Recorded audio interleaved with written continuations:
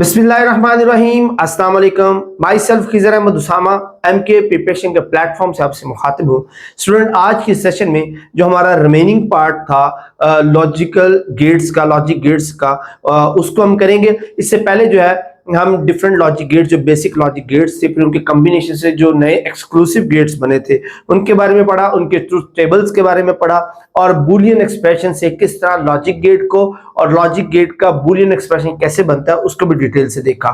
आज हम एक मेथड पढ़ेंगे जिससे हम जो बूलियन एक्सप्रेशन है या उसके जो आउटपुट्स हैं उसको सिंप्लीफाई कर सकते हैं। ये जो मेथड है इसको हम कहते हैं कार्नोफ मैप। ये कार्नोफ मैप कहलाता है। कार्नोफ मैप एक ऐसा प्रोसेस है जो रिड्यूस करता है नंबर ऑफ टर्म्स या वेरिएबल्स को जो बूलियन फंक्शन में हो without affecting the final output.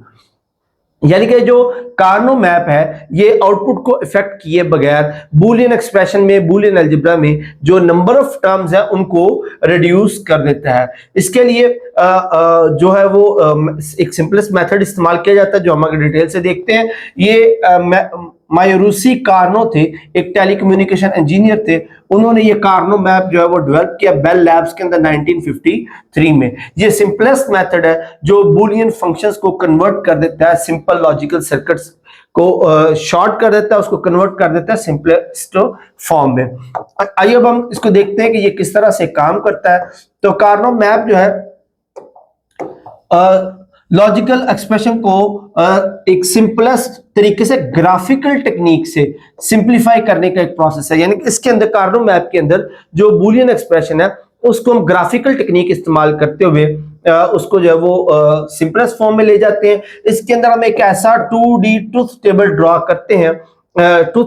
करते हैं जिसको के मैप भी कहा जाता है। ये ट्रुथ टेबल जो होता है, जो कार्नो मैप या के मैप जो होता है, ये ओरिजिनल ट्रुथ टेबल की नंबर ऑफ टर्म्स को, नंबर ऑफ कॉलम्स को रिड्यूस कर देता है और जो सिंपलेस्ट फॉर्म में एक्सप्लेन करता है। इसको कैसे किया जाता है, इसके लिए सबसे पहले आपको समझना पड़ेगा कि जितनी आपकी इनपुट्स हैं उतने नंबर ऑफ स्केयर्स होंगे उस टेबल के। फॉर एग्जांपल जो हम पहले फॉर्मूला इस्तेमाल करते थे दैट इज 2 की पावर n, यही फार्मूला हम इस्तेमाल करेंगे और जितना इसका आंसर आएगा उतने हम जो है बॉक्सेस ड्रॉ करते हैं के मैप के। फॉर एग्जांपल आपके पास जो एक यहाँ पर एक ट्रुथ टेबल दिया गया है आउटपुट का, ये हमारे पास एक और गेट का ट्रुथ टेबल है। इसमें आप देख सकते हैं हमारे पास दो इनपुट्स हैं। दो इनपुट्स मींस 2 की पावर n, 2 की पावर 2 मींस 4 बॉक्सेस बनेंगे के मैप के। तो ये हम 4 बॉक्सेस जो है वो ड्रॉ कर लेते हैं के मैप के। उसके बाद हम क्या करते हैं, हम इनकी दोनों साइड्स को अलॉट कर देते हैं। इस साइड को हम अलॉट कर देते हैं ए से और इस साइड को अलॉट कर देते हैं हम बी से। अब ए के कितने इनपुट्स थी, 2 इनपुट्स थी तो 0 और 1 अलॉट कर दी। बी की कितने इनपुट्स थी, 0 और 1, ये अलॉट कर दी। अब हम क्रॉस वाइज जो नंबर्स हैं उनको मैच करवाते हैं बूलियन एक्सप्रेशन के साथ। जैसे 0 को हम अप्लाई कराएंगे इस 0 के साथ, यानी कि a डॉट बी जो हमारे पास बनती है। तो 0 एंड 0 और मैप के अंदर 0 होता है। इस तरह पे इस 0 को अप्लाई करेंगे इस 1 के साथ तो 0 और 1 और गेट के लिए 1 होता है। इसी तरह फिर अब इस 1 को अप्लाई कराएंगे इस 0 के साथ, फिर इसको अप्लाई करवाएंगे इस 0 के साथ। तो इस तरह ये जो ट्रुथ टेबल है ये कन्वर्ट हो जाता है इस के मैप के अंदर। इसको हम के मैप या कार्नो मैप कहते हैं। जो इस ट्रुथ टेबल को आप देख सकते हैं कि इसमें जो नंबर ऑफ टर्म्स है वो ज्यादा है, जबकि इसके अंदर सिर्फ 4 नंबर ऑफ टर्म्स है जो एक्सप्लेन करती हैं पूरे जो ट्रुथ टेबल को। अच्छा, ये फर्दर इसके जो कार्नो मैप के जो रूल्स हैं वो देख लेते हैं वन बाय वन। इसका जो पहला रूल है दैट इज ग्रुप्स में not include any cell containing 0। कि जब आप इनकी ग्रुपिंग करते हैं, यहाँ पर आप जो के मैप बनाने के बाद हम इनके जो है ना वो ग्रुप्स सिंप्लीफाइड तरीके से निकालते हैं, क्योंकि जो ग्रुप्स हैं वही एक्सप्लेन करते हैं कि आउटपुट क्या होगी। तो इसमें आप वो ग्रुप्स बनाते हैं जिनमें 1 1 हो, यानी कि एडजेसेंट सेल में जितने वंस होंगे वो मिलकर एक ग्रुप बनाएंगे। 0 वाले ग्रुप नहीं बन सकते। सिर्फ वहां पे ग्रुप बनाया जा सकता है जहां पे एडजेसेंट सेल्स के अंदर जो है वो 1 मौजूद हो। उसके बाद जो इसका दूसरा रूल है दैट इज ग्रुप्स में बी हॉरिजॉन्टल और vertical but not diagonal. Group जो है वो हॉरिजॉन्टल भी हो सकते हैं, वर्टिकल भी हो सकते हैं, बट डायगोनल जो है वो ग्रुप्स नहीं बनाए जा सकते, या ये वर्टिकल होंगे या हॉरिजॉन्टल होंगे। नेक्स्ट जो इसका रूल है that is group must contain 1 to 4 8 or in general 2 की power n cells, that if n is equal to 1 group will contain 2, n is equal to group will contain 4। यानी कि कहना वो ये चाह रहा है कि अगर आपके पास एक इनपुट है नॉर गेट की सिचुएशन में, तो जो आपको के मैप बनेगा उसके नंबर ऑफ सेल्स 2 होंगे। अगर आपके पास एंड या और गेट है जिसकी नंबर ऑफ इनपुट्स 2 है, तो आपके पास जो नंबर ऑफ सेल बनेंगे के मैप के वो 4 बनेंगे। इस तरह 8 और इस तरह आगे जो है वो 100 ऑन चलेंगे, यानी कि जितनी आपकी इनपुट्स हैं उसको आप 2 की पावर में ले लें तो उतने आपके नंबर ऑफ सेल्स बनेंगे। फॉर एग्जांपल जो हमारे पास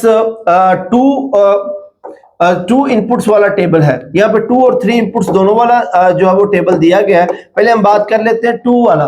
तो 2 वाले टेबल में आप देखिए कि हमारे पास जो के मैप इस तरह बनेगा और उसमें ग्रुप्स जो है वो ये बन जाएगा, या अगर चारों 1 1 आ रहे हैं तो इन चारों का ग्रुप बन जाएगा। और अगर हम बात कर लेते हैं कि आपके पास 3 इनपुट्स है तो आपके पास जो है वो 6 बॉक्सेस इस तरह से बन जाएंगे। अब इसमें आप ग्रुप्स की बात करें तो इसके अंदर जो ग्रुप्स बनेंगे वो ये ग्रुप बनेगा, या ये बनेगा एक ग्रुप, या ये बनेगा इस तरह ये ग्रुप जो है वो बनेगा। तो इस तरह से आप इसको ग्रुप बना सकते हैं। तो नंबर ऑफ सेल्स जो है वो डिपेंड करते हैं कि आपके पास नंबर ऑफ इनपुट्स जो है वो कितनी होंगी।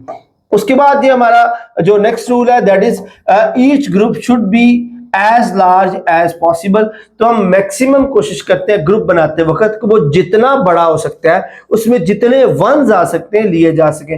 फॉर एग्जांपल आप यहां पर देख सकते हैं कि अब इनको अगर हम इस तरह अलग अलग ग्रुप बनाएंगे तो ये करेक्ट नहीं होगा, क्योंकि हमारी कोशिश ये कि हमने एक ग्रुप के अंदर मैक्सिमम एडजेसेंट वन लेने हैं। तो एक मैक्सिमम ग्रुप ये बन सकता है, दूसरा मैक्सिमम ग्रुप जो है वो ये बन सकते हैं, कि इसमें मैक्सिमम नंबर ऑफ वंस जो है वो आ सकते हैं। अगला जो हमारे पास रूल है उसके अंदर each cell containing a one must be in at least one group, के कम से कम अगर सिंगल वन भी है, अगर कोई अकेला वन भी है तो हम उस अकेले का ही ग्रुप बना देंगे, बट ग्रुप जरूर डिक्लेयर करेंगे। अब देखिए इसमें एक ग्रुप ये बनेगा, एक ग्रुप ये बनेगा, या इसमें से एक इसको बना ले और इसको एक इंडिपेंडेंट बना ले। तो कहने का मतलब ये है कि अगर आपके पास सिंगल वन भी मौजूद है तो आप उसको भी एक ग्रुप जो है वो लाजमी डिक्लेयर करेंगे। उसके बाद जी group may be wrap around the table, the left most cell in a row may be grouped with the right most cell and the top cell in the column may be grouped with the bottom cell. अब वो कह रहे जी कि आप group को rap भी कर सकते हैं around the table. For example जैसे ये एक ग्रुप है, ये एक वन है, इसको आप ग्रुप के पीछे से इस नंबर के साथ रैप कर सकते हैं, यानी कि इस तरह भी ग्रुप बनाए जा सकते हैं, या आप इधर से इसको मूव करवा के टेबल के इस साइड से ऐसे भी ग्रुप बना सकते हैं, यानी कि आप ग्रुप्स को रैप भी कर सकते हैं। ये अराउंड द टेबल जाके भी आप जो है वो नंबर ऑफ जो ग्रुप्स है वो बनाए जा सकते हैं और इनको आप ग्रुप डिक्लेयर कर सकते हैं। अब आप राइट मोस्ट वाला जो वन है उसको लेफ्ट मोस्ट के साथ अराउंड द टेबल जाके ग्रुप बना सकते हैं, अपर मोस्ट वाले को लोअर मोस्ट वाले के साथ अराउंड द टेबल जाके जो ग्रुप डिक्लेयर किया जा सकता है। नेक्स्ट हमारे पास है जी there should be a few group as possible as long as this code does not control any of the previous rule, कि आप जितने चाहे ग्रुप्स बना सकते हैं, बट ऊपर जो दिए गए हैं टेबल्स अब बस उनका आपने ख्याल रखना है। देखिए जी अब ये हमारे पास एक ट्रूथ टेबल है। अब इसके अंदर आप देखें, अब हम इसका के मैप बनाने की कोशिश करते हैं। अब इसमें देखें आपके पास 2 इनपुट्स है, 2 इनपुट्स मींस के 2 की पावर n 2 की पावर 2, मतलब आपके पास जो नंबर ऑफ सेल्स बनेंगे वो कितने बनेंगे, 4 बनेंगे। तो आप 4 सेल्स वाला के मैप जो है वो ड्रॉ करेंगे। अब आप इनको इनपुट्स देंगे, इसको आप a डिक्लेयर कर दें, इसको b कर दें, 0 1 0 1, और इसके अकॉर्डिंग ये 0 0 और ये 1 1 बनते हैं। तो इसमें से इस 1 1 का आप एक जो ग्रुप डिक्लेयर कर देंगे। अब जो ग्रुप बना है वो ओवरऑल रिजल्टेंट कहलाएगा। यानी कि जो आपने एक मेजर ग्रुप बनाया है वो ओवरऑल आउटपुट कहलाता है। यानी कि ये जो 1 1 है ये ओवरऑल किसके अंदर है, ए टर्मिनल के अंदर, तो इसकी आउटपुट क्या होगी, ए। तो rather than writing this long expression आप इसको सिंपली ए लिख सकते हैं। तो ये कमाल है के मैप का कि आप इस लंबे बूलियन एक्सप्रेशन को कन्वर्ट कर देते हैं सिंगल आउटपुट में जिस चैनल पर आपको आउटपुट मिल रही है। एक और एग्जांपल है उसको हम अटेम्प्ट करके देख सकते हैं। यहां पे आप देख सकते हैं, note that value of the input variable from the row and column there is only one group covering two adjacent cell. अब चूंकि एक ग्रुप था जो दो सेल को कवर कर रहा है, A is column wise common variable while there is no row wise common variable, so there is only one single variable term that is a। यानी कि अब चूंकि सिर्फ ए की साइड पर कॉलम है और किसी साइड पर कॉलम नहीं है, ग्रुप नहीं है, तो इसलिए सिर्फ इस वाले को हम जो है वो एज ए आउटपुट डिक्लेयर करेंगे। तो ओवरऑल फंक्शन की वो जो लेंथी स्टेटमेंट थी उसको हम कवर कर देते हैं एक सिंगल आउटपुट के साथ। ये के मैप का हमें फायदा है कि वो उस लंबे एक्सप्रेशन को उन्होंने एक सिंगल आउटपुट के साथ कन्वर्ट कर दिया। अगेन अब आप इसमें देखें, ये हमारे पास ट्रूथ टेबल है, दो आउटपुट्स हैं, उसके अकॉर्डिंग हमने जो के मैप ड्रॉ किया। अब आप यहां पर देखें, अब आपके पास जो ग्रुप्स बन रहे हैं वो दो बन रहे हैं, एक अलोंग द रो और एक along the table, along the column. तो यहां पर हमारे पास, लेकिन जब आउटपुट लिखेंगे वो हम अलोंग द कॉलम लिखते हैं। तो एक ग्रुप हमारा आ गया ए प्राइम की तरफ, दूसरा भी आ गया ए बी प्राइम की तरफ। तो अब इन्हीं दोनों के अलोंग जो है वो हम आउटपुट लिखेंगे और ओवरऑल जो हमारा एक्सप्रेशन बन जाएगा वो ए प्राइम प्लस बी प्राइम जो है वो बन जाएगा। अगर एक आउटपुट अलोंग द कॉलम है और एक अलोंग द टेबल है तो तब हम इसको जो है वो डॉट के साथ भी रिप्रेजेंट कर सकते हैं। अगेन 3 वेरिएबल्स वाले हैं, आप इनका ड्रॉ करेंगे और आप देखेंगे कि आपके पास जो ग्रुप है वो सिर्फ बी साइड पर बन रहा है, तो ओवरऑल आप उसकी जो आउटपुट है उसको बी के साथ डिक्लेयर कर देंगे। इस तरह काफी सारे एग्जांपल्स हैं जिनकी मदद से आप जो बूलियन एक्सप्रेशंस हैं उनको सिंप्लीफाई कर सकते हैं। और इसी तरह आप उनके जो सर्किट डायग्राम्स हैं उनको भी सिंप्लीफाई कर सकते हैं। मिसाल के तौर पर ये आपके पास एक्सप्रेशन है, आपके पास एक्सप्रेशन है Q is equal to A dot B plus B prime. तो इनके हिसाब से आप सर्किट डायग्राम बना लेते हैं पहले। जो एक्सप्रेशन हमारे पास गिवन है, अब देखिए इसमें कितनी आउटपुट्स हैं, ए बी दो आउटपुट्स हैं, दो इनपुट्स हैं, हम दो इनपुट जो है वो फिक्स कर लेते हैं ए एंड बी। देन आप देखें कि इस साइड के लिए सिंपल ए सिंपल बी को और जो गेट है उसके साथ जोड़ा गया है। तो हम क्या कर रहे हैं, एक सिंपल ए को और एक सिंपल बी को एंड ग्रुप को प्रोवाइड कर देते हैं। ये एंड ग्रुप बना रहा है तो सिंपल ए और सिंपल बी को हमने एंड को प्रोवाइड कर दिया, तो ये हमारे पास ए डॉट बी आ गया। दूसरी तरफ जो हमारे पास है वो ए प्लस बी का प्राइम है। तो देखें इधर से हमने सिंपल ए दे दिया, इधर से सिंपल बी दे दिया हमारे पास और ग्रुप में और गेट में, तो और उसके साथ हमने लगा दिया नॉट गेट। तो हमारे पास ए प्लस बी प्राइम आ गया और ये दोनों वैल्यूज आपस में किस तरह एसोसिएट है, प्लस वाले फंक्शन के साथ। तो हम इसके साथ जो है वो और गेट जो वो लगा देंगे, तो हमारे पास इस तरह से इस एक्सप्रेशन का सर्किट बन गया है। अब ये तो था गिवन बूलियन एक्सप्रेशन। अब हम इसको के मैप के जरिए सिंप्लीफाई करेंगे, फिर इसकी डायग्राम को भी, इस सर्किट को भी सिंप्लीफाई करेंगे।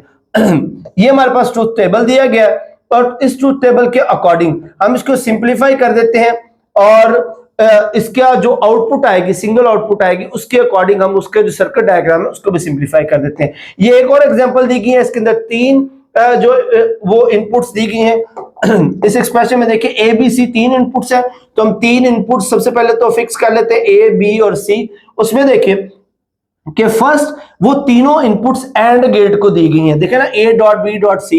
तो हम ये तीनों इनपुट्स जो वो एक एंड गेट को प्रोवाइड कर देते हैं। तो ये हमारे पास ये वाली साइड आ गई, ये साइड आ गई ए डॉट बी डॉट सी।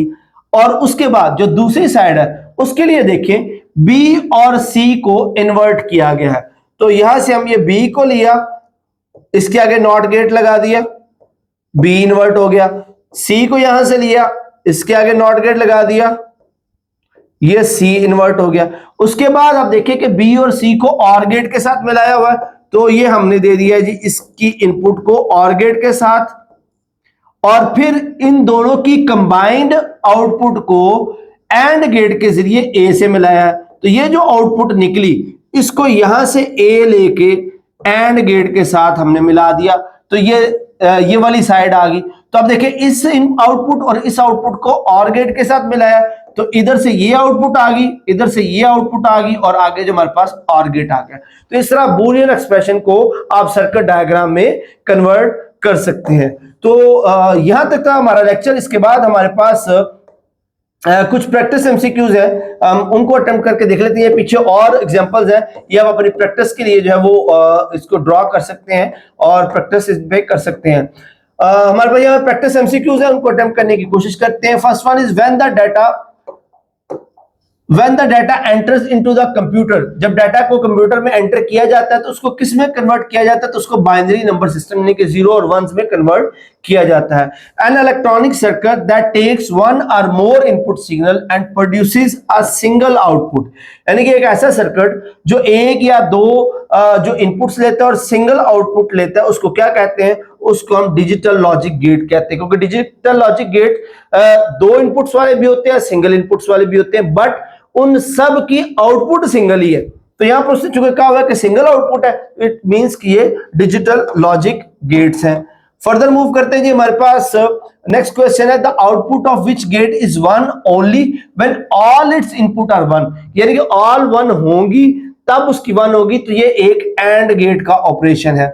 उसके बाद है जी, which gate perform the logical negation और कॉम्प्लीमेंटेशन, यानी कि कौन जो इनपुट है उसको इन्वर्ट कर देता है, उल्टा देता है। तो नॉट गेट है वो गेट जो इनपुट जो है उसको कंप्लीटली जो है वो इन्वर्ट कर देता है।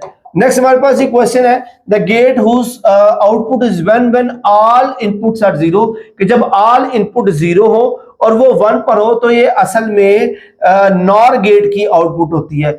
K-map method is used for minimizing the Boolean expression, ये बूलियन एक्सप्रेशन को मिनिमाइज करता है। So that's it for the session. Hopefully ये सेशन आपके लिए बहुत मुफीद रहा होगा। अगर आपके ज़हन में कोई सवाल है तो आप कमेंट सेक्शन में पूछ सकते हैं।